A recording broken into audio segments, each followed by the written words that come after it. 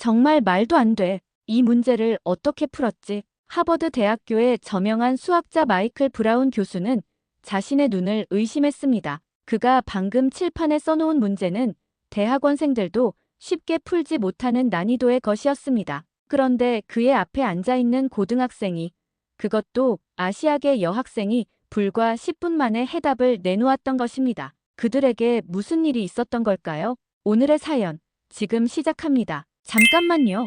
1초면 가능한 좋아요 버튼을 눌러주시면 영상 제작에 큰 힘이 됩니다. 저는 뉴욕의 골드만삭스에서 트레이더로 일하고 있는 제니퍼 스미스입니다. 2015년 제 인생에서 가장 큰 선물을 받았어요. 그 선물은 바로 우리 하늘이었죠. 결혼 후 5년 동안 남편 마이클과 저는 아이를 가지려 정말 많은 노력을 했습니다. 맨해튼의 최고 불임 클리닉을 찾아다니며 6번의 시험관 시술을 받았어요. 한 번의 시술마다 많은 비용이 들었지만 그건 문제가 되지 않았죠. 문제는 매번 실패했다는 거였습니다. 호르몬 주사를 맞고 난자를 채취하고 수정란을 이식하는 과정을 반복할 때마다 희망과 절망을 오갔어요. 성공률이 40%라는 의사의 말에 매달렸지만 결과는 늘 같았답니다. 당시 저는 주당 100시간이 넘는 살인적인 업무 스케줄을 소화하고 있었어요.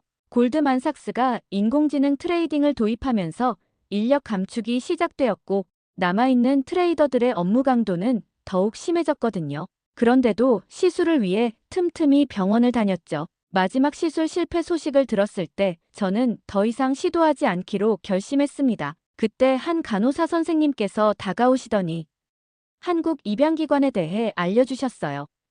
한국은 수십 년간 해외 입양 제도를 운영해왔고 체계적인 시스템을 갖추고 있다고 했죠. 입양을 결심하고 서류를 준비하기 시작했는데 이게 또 만만치 않더라고요. 범죄 경력 조회부터 재정 보증서까지 준비해야 할 서류가 산더미였습니다. 거의 7개월이 지나고 마침내 한 통의 전화를 받았어요.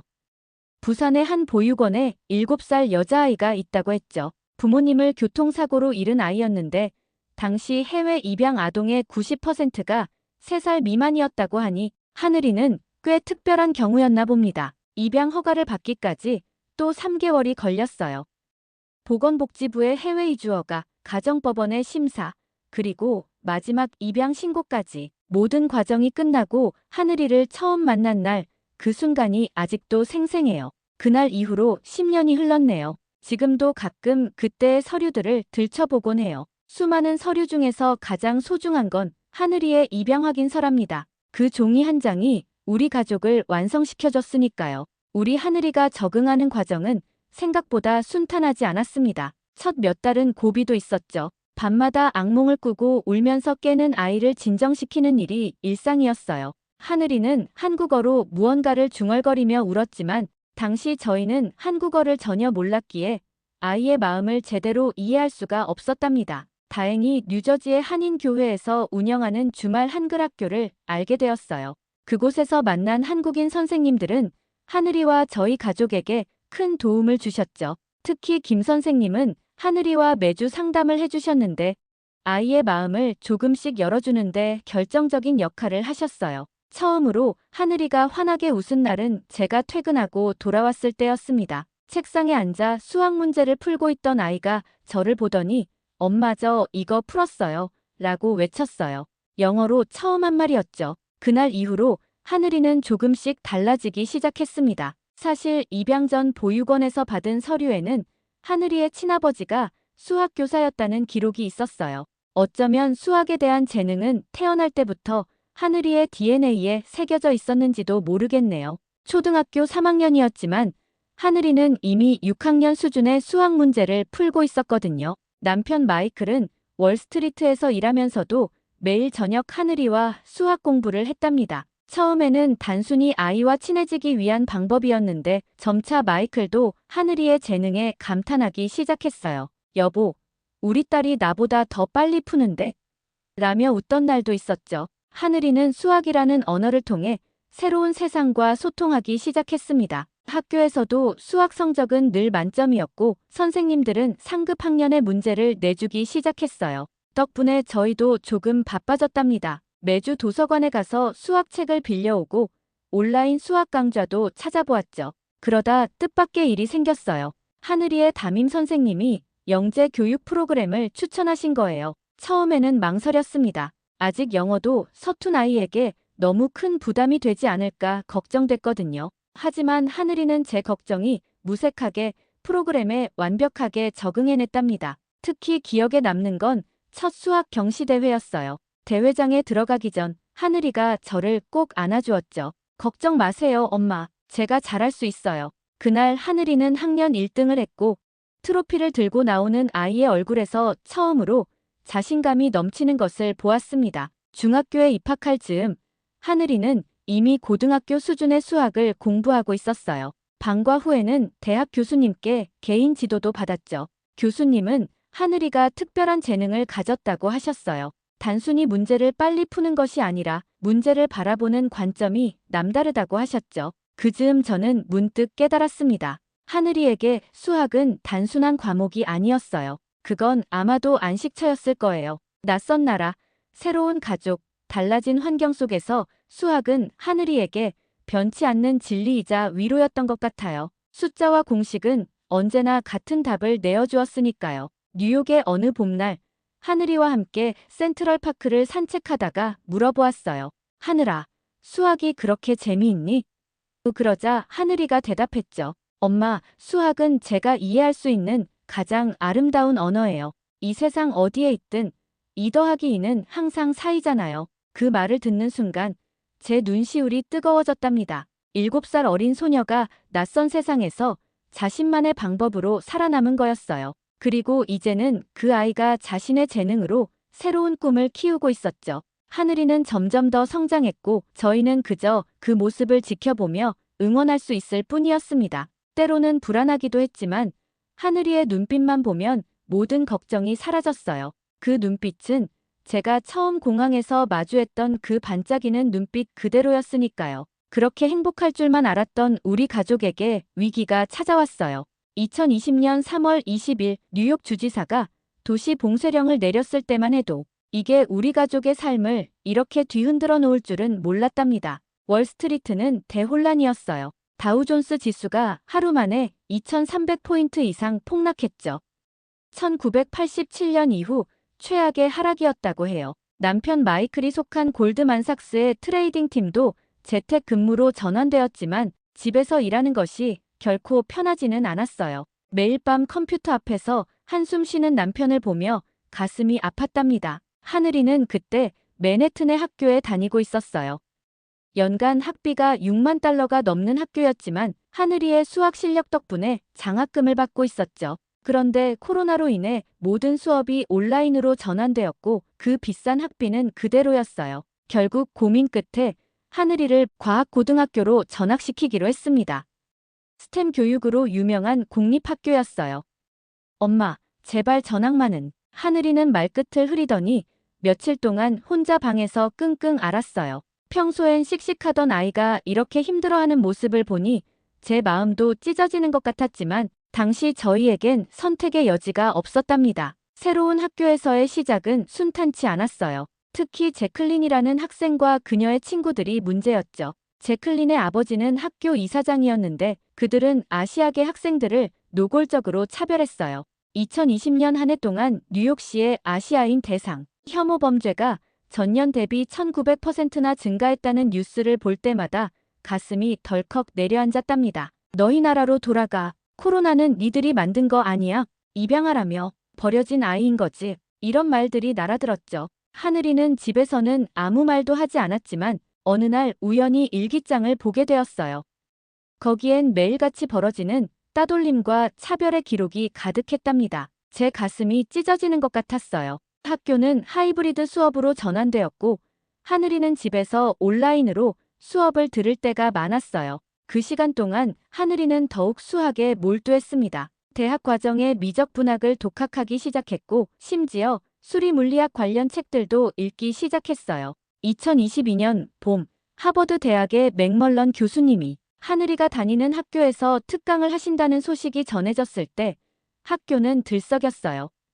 특히 수학을 좋아하는 아이들은 며칠 전부터 교수님의 논문들을 찾아보며 준비를 했다고 하더라고요. 그날 하늘이가 평소보다 늦게 돌아왔어요. 문을 열고 들어오는 아이의 표정이 달랐답니다. 오랜만에 보는 환한 미소였죠. 엄마, 오늘 정말 대단한 일이 있었어요. 하늘이의 이야기를 들어보니 강연장은 학생들로 가득 찼고 교수님은 수학의 아름다움과 현대 사회에서의 역할에 대해 설명해 주셨다고 하더라고요. 그러다 교수님이 칠판에 한 문제를 적으셨대요. 대학원생들도 쉽게 풀지 못하는 문제였다고 하더라고요. 아무도 도전하지 않는 정막 속에서 우리 하늘이가 용기를 내어 손을 들었다네요. 처음엔 너무 떨렸어요, 엄마. 근데 문제를 보는 순간 이상하게 마음이 편해졌어요. 마치 수학이 저를 부르는 것 같았거든요. 하늘이의 말에 따르면 10분 정도 걸려서 문제를 풀었대요. 교실은 조용했고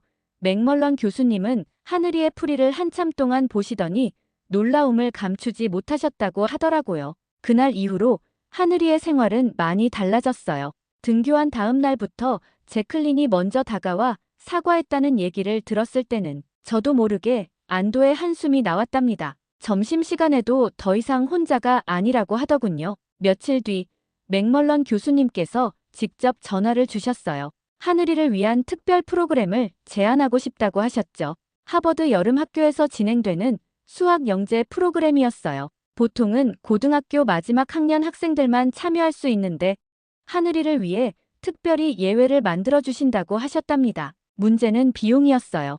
6주 동안의 프로그램 비용이 만만치 않았거든요. 하지만 하늘이의 재능을 위해서라면 어떻게든 방법을 찾아야겠다고 생각했죠. 남편과 저는 밤늦게까지 고민했어요. 그런데 그때 뜻밖의 소식이 들려왔어요. 맥멀런 교수님께서 하늘이에게 전액 장학금을 주선해 주셨다는 거예요. 교수님 말씀으로는 수학계에 이런 인재를 놓치면 안 된다고 하셨다네요. 하늘이의 방에서 불빛이 새어나오는 날이 많아졌어요. 한밤중에 일어나 보면 여전히 책상에 앉아 무언가를 열심히 풀고 있더라고요. 그래도 더 이상 예전처럼 우울해하거나 힘들어하는 모습은 보이지 않았어요. 오히려 매일매일 새로운 것을 발견하는 기쁨에 들떠있는 것 같았죠. 어느 날은 하늘이가 저에게 자신이 풀고 있는 문제를 설명해 주려고 했어요. 물론 저는 하나도 알아들을 수 없었지만 수학을 이야기할 때의 하늘이는 마치 다른 사람처럼 빛이 났답니다. 그제서야 깨달았어요. 하늘이에게 수학은 단순한 과목이 아니라 자신을 표현하는 언어이자 세상과 소통하는 창문이었던 거예요. 시간은 빠르게 흘러갔고 여름방학이 다가오고 있었어요. 하늘이는 하버드 프로그램 준비로 분주했고 저는 그런 아이를 바라보며 가슴 한켠이 뭉클해졌답니다. 입양원에서 처음 만났던 그 조그만 소녀가 이제 자신만의 길을 찾아가고 있었으니까요. 그리고 우리는 알지 못했어요. 그 여름이 하늘이에게 얼마나 특별한 시간이 될지, 그리고 그곳에서 어떤 놀라운 일들이 기다리고 있는지를요. 2022년 6월의 끝자락, 하늘이를 하버드 캠퍼스에 데려다 주던 날이 생생합니다. 찰스 강변을 따라 늘어선 붉은 벽돌 건물들과 잘 가꾸어진 녹지는 마치 영화의 한 장면 같았어요. 하버드 야드 근처의 기숙사에 도착했을 때 하늘이의 눈은 설렘으로 반짝였답니다. 하늘이가 참여하게 된 프로그램은 7주 과정이었어요. 학비와 기숙사비를 합치면 만만치 않은 금액이었지만 맥멀런 교수님께서 마련해 주신 장학금 덕분에 걱정 없이 보낼 수 있었죠. 방은 2인실이었는데 룸메이트는 시카고에서 온 덴마크계 미국인 여학생이었다고 했죠. 첫 주는 적응하느라 바빴다고 하더군요. 오전에는 주로 맥멀런 교수님의 강의가 있었고 오후에는 세미나와 토론이 이어졌대요. 수업은 주로 사이언스 센터에서 진행되었는데 하늘이는 그곳의 분위기가 너무 좋다며 들떠서 이야기했어요. 엄마, 여기서는 제가 질문을 하면 아무도 이상한 눈으로 보지 않아요. 오히려 더 깊이 있는 토론으로 이어진다니까요. 둘째 주부터는 뜻밖의 기회가 찾아왔어요. 맥멀런 교수님께서 하버드 학부생 연구협회의 특별 멘토링 프로그램에 하늘이를 추천하셨대요. 보통은 고등학생들에게 주어지지 않는 기회였지만 하늘이의 독특한 수학적 직관력을 높이 평가하셨나 봅니다. 멘토링 프로그램은 하늘이에게 새로운 세계를 열어주었어요. 맥멀런 교수님의 지도 아래 하늘이는 자신만의 독특한 연구 주제를 발견했다고 하더군요. 교수님께서도 하늘이의 참신한 접근 방식에 깊은 인상을 받으셨다고 해요. 주말에는 찰스 강변을 산책하며 수학 문제를 생각하는 게 일상이 되었대요. 도서관에서 밤늦게까지 공부하다가 룸메이트의 연락을 받고 허둥지둥 기숙사로 돌아가기도 했다더라고요. 하버드 야드의 식당에서는 다른 수강생들과 수학 토론을 하며 식사를 했다고 해요. 처음으로 자신과 같은 관심사를 가진 친구들을 만났다며 하늘이의 목소리에는 기쁨이 가득했습니다. 프로그램이 끝나갈 무렵 맥멀런 교수님께서 특별한 제안을 하셨대요. 하늘이가 발견한 새로운 접근법을 논문으로 발전시켜보는 게 어떻겠냐고요. 고등학생의 논문이라니 처음에는 믿기지 않았지만 하늘이의 재능을 알아봐 주신 교수님께 정말 감사했답니다. 7주간의 여름 프로그램은 순식간에 지나갔어요. 하늘이를 데리러 갔을 때 제가 데려다 주었을 때보다 한층 더 성장한 모습이 보였답니다. 이제는 자신이 가야 할 길을 분명히 알게 된 것 같았어요. 돌아오는 길에 하늘이가 말했죠. 엄마, 이번 여름이 제 인생에서 가장 행복한 시간이었어요. 제가 정말 사랑하는 게 무엇인지 알게 되었거든요. 그 말을 들으며 저는 눈물이 났어요. 우리 하늘이가 드디어 자신만의 길을 찾은 것 같아서요. 하늘이가 하버드 여름 프로그램을 마치고 돌아온 후 저희 가족의 일상은 완전히 달라졌어요. 아침 식사 시간이면 하늘이는 맥멀런 교수님과 주고받은 이메일을 들려주곤 했죠. 교수님은 하늘이의 대학 진학을 위해 많은 조언을 해주셨답니다. 고등학교 마지막 학년이 시작되었을 때 하늘이는 고등학교에서 제공하는 가장 높은 수준의 수학 수업을 모두 신청했어요. 보통 학생들은 둘 중 하나만 선택하는데 하늘이는 두 과목 모두 도전하고 싶다고 하더군요. 걱정되기도 했지만 하늘이의 눈빛을 보니 말릴 수가 없었답니다. 대학 지원 시기가 다가오면서 준비가 본격적으로 시작되었어요. 하늘이는 매일 밤 늦게까지 에세이를 쓰고 또 썼죠. 여름 프로그램에서의 경험과 수학에 대한 자신의 열정을 진솔하게 담아냈어요. SAT 점수도 걱정할 필요가 없었어요. 수학 섹션에서는 만점을 받았고 영어 섹션에서도 높은 점수를 받았거든요. 하지만 정말 중요했던 건 맥멀런 교수님의 추천서였답니다. 교수님께서는 하늘이의 독특한 수학적 통찰력과 여름 프로그램에서의 성과를 상세히 설명해 주셨어요. 지원서를 모두 제출하고 나서의 기다림은 정말 길게 느껴졌어요. 하늘이는 평소처럼 공부에 집중했지만 저는 매일 밤 초조한 마음으로 잠들었답니다. 아무리 성적이 좋고 추천서가 훌륭해도 3%대의 합격률을 생각하면 마음이 무거웠거든요. 12월 중순, 드디어 결과가 발표되는 날이 왔어요.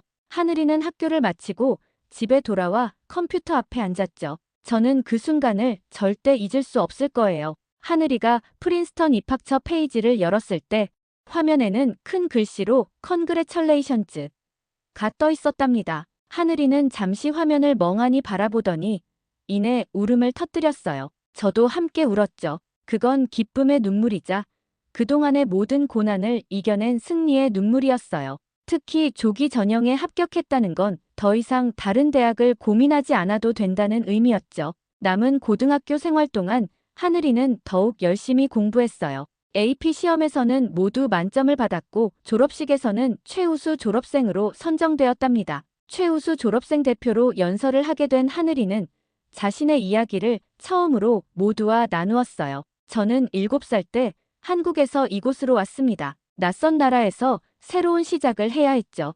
하지만 수학이라는 친구가 있었기에 절대 외롭지 않았어요. 수학은 언제나 저에게 진실을 말해주었고 위로가 되어주었으니까요. 강당에 모인 모든 사람들이 하늘이의 이야기에 감동받은 듯 했어요. 심지어 제클린도 눈물을 훔치는 모습이 보였답니다. 그날 저녁 하늘이는 조용히 말했어요. 엄마, 제가 여기까지 올 수 있었던 건 모두 엄마 아빠 덕분이에요. 저는 하늘이를 꼭 안아주었어요. 물론이지. 하늘에 계신 부모님께서도 정말 자랑스러워 하실 거야. 그렇게 하늘이는 프린스턴으로 떠날 준비를 했어요. 새로운 도전이 기다리고 있었지만 더 이상 두렵지 않았답니다. 우리 하늘이는 이미 충분히 강해져 있었으니까요. 하늘이가 입학하게 된 프린스턴 대학교는 생각했던 것보다 훨씬 더 특별한 곳이었어요. 존 내쉬, 앨런 튜링, 심지어 아인슈타인까지 세계적인 수학자들의 발자취가 남아있는 곳이었죠. 하늘이는 캠퍼스에 첫 발을 딛는 순간부터 설렘을 감추지 못했답니다. 신입생들은 6개의 기숙사 중 한 곳에 배정받는다고 했어요. 하늘이는 운 좋게도 캠퍼스 중심부에 있는 기숙사에 배정되었죠. 룸메이트는 시카고 출신의 여학생이었는데 둘 다 수학을 좋아해서 금세 친해졌다고 하더군요. 프린스턴은 특이하게도 입학할 때 전공을 정하지 않는다고 해요. 2년 동안 다양한 분야를 공부하면서 자신의 진로를 찾아가는 시스템이었죠. 하늘이는 이미 수학과를 마음에 두고 있었지만 다른 분야도 열심히 공부했답니다. 신입생 오리엔테이션에서 하늘이는 뜻밖의 소식을 들었어요. 맥멀런 교수님의 추천으로 1학년임에도 불구하고 특별 연구 프로그램에 참여할 기회를 얻게 된 거예요. 보통은 3학년이 되어야 참여할 수 있는 프로그램이었다고 하더군요. 하늘이의 하루는 정말 바빴어요. 아침 일찍 일어나 수업을 듣고 오후에는 도서관에서 공부하고 저녁에는 연구 프로그램에 참여했죠. 때로는 밤늦게까지 수학과 선배들과 토론을 하기도 했답니다. 처음에는 걱정도 많이 했어요. 영어가 완벽하지 않은 데다가 나이도 다른 학생들보다 어렸으니까요. 하지만 그런 걱정은 기우였답니다. 수학이라는 공통의 언어로 소통하다 보니 어느새 자연스럽게 친구들이 생겼더라고요. 특히 기억에 남는 건 첫 학기 중간고사 때의 일이에요. 하늘이가 제출한 증명 방식이 독특했다며 교수님들 사이에서 화제가 되었다고 하더군요. 한 교수님은 이런 접근 방식은 처음 봤다며 감탄하셨다고 해요. 학기가 끝나갈 무렵 하늘이는 처음으로 학술지에 논문을 투고했어요. 물론 공동 저자로 참여한 것이지만 1학년 학생이 논문을 쓴다는 건 정말 특별한 일이었죠. 그것도 프린스턴에서요. 크리스마스 방학 때 하늘이가 집에 왔을 때 저는 딸아이가 한층 더 성숙해진 것을 느낄 수 있었어요. 여전히 수줍은 미소를 짓고 있었지만 눈빛에서는 자신감이 느껴졌죠. 엄마, 제가 정말 좋아하는 걸 찾은 것 같아요. 수학이요. 이제는 확실해요. 그 말을 듣는 순간 제 마음은 뭉클해졌어요. 먼 나라에서 입양한 작은 소녀가 이제는 자신의 길을 찾아가는 당당한 젊은 여성으로 성장하고 있었으니까요. 하늘이는 이제 더 이상 입양된 아이가 아닌 프린스턴의 수학도로 인정받고 있었답니다. 하늘이의 프린스턴에서의 시간은 눈 깜짝할 사이에 흘러갔어요. 학년이 올라갈수록 더욱 깊이 있는 수학을 공부하면서 하늘이는 자신이 정말 하고 싶은 일을 찾아가고 있었답니다. 3학년이 되었을 때 하늘이는 큰 결심을 했어요. 졸업 논문 주제로 자신만의 독창적인 연구를 시작하겠다고 선언한 거죠. 지도 교수님이 된 맥멀런 교수님은 하늘이의 아이디어에 깊은 인상을 받으셨다고 해요. 하늘이는 도서관에서 많은 시간을 보냈어요.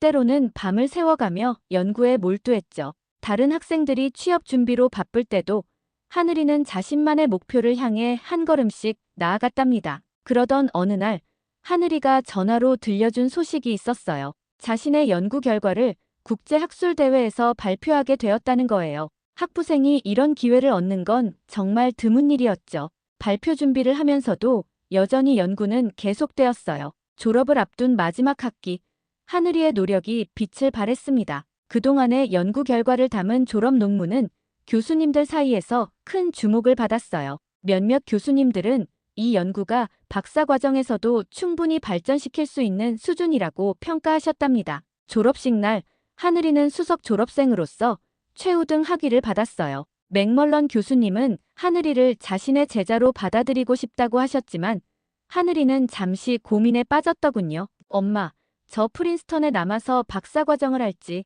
아니면 다른 학교를 가볼지 결정이 안 돼요. 그때 저는 하늘이에게 이렇게 말해주었어요. 내가 진정으로 원하는 곳을 선택하렴. 엄마는 내 선택을 항상 믿어. 결국 하늘이는 새로운 도전을 선택했어요. 다른 학교에서 새로운 관점과 경험을 쌓고 싶다고 했죠. 그리고 그 선택은 하늘이에게 또 다른 기회의 문을 열어주게 되었답니다. 졸업식이 끝난 후 맥멀런 교수님이 저희 가족에게 다가오셨어요. 제가 지도한 학생들 중에서 이렇게 특별한 재능을 가진 경우는 처음입니다. 하늘이는 분명 수학계에 큰 족적을 남길 거예요. 그 말씀을 들으며 저는 생각했어요.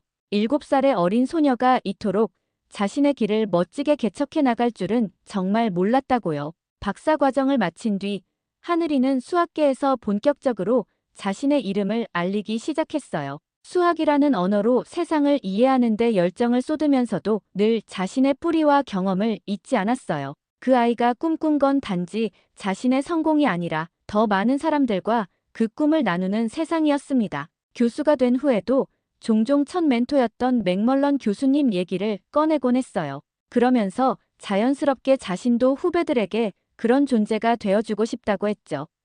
제가 받았던 격려와 기회를 돌려줄 차례라고 생각했어요. 다른 누군가도 자기만의 날개를 찾도록 돕고 싶었거든요. 이렇게 말하는 하늘이의 눈빛에서 저는 진심을 느낄 수 있었답니다. 그래서 시작한 게 대학원생은 물론 학부생, 심지어 고등학생들을 위한 멘토링이었어요. 특히 수학과 과학에 관심 있는 아이들을 위해 무료 강좌도 열었는데 그때마다 하늘이는 이런 말을 했어요. 수학은 저에게 세상과 연결되는 다리였어요.